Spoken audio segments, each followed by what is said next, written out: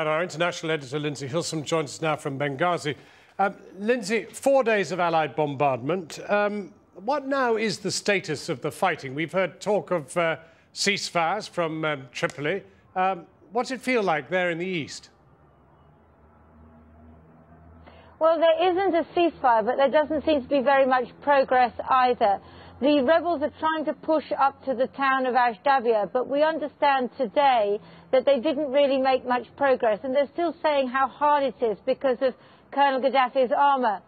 What emerged today was some extraordinary footage from the battle for Benghazi before the Allied airstrike began.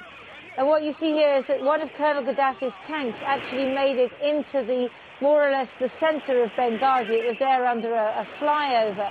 And you see how the rebels go at it with everything they've got, with an RPG, with pistols, with just any weapons that they have to hand. And I think that what that shows you is the desperation and enthusiasm and lack of understanding with which they're going for this fight. Well, that's what's so extraordinary. I mean, the chaotic leadership of the rebel forces, you would have thought that the Gaddafi forces at that point would have overwhelmed them with greatest ease. But it's quite clear that they aren't much cop. Well, I think that that's true, because it's not necessarily clear that Colonel Gaddafi's forces have got fantastic training either. And from what I've seen here, people are very determined. I mean, there are rebels and there are ordinary people. And of course, I'm sure there are some people who are not 100% in support, and they wouldn't necessarily come out and talk to us at the moment.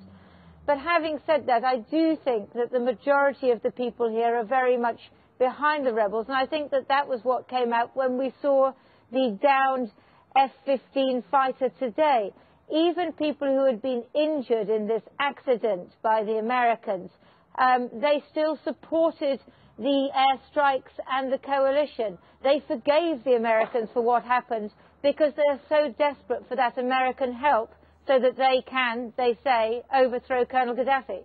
Lindsey Hilsum in Benghazi.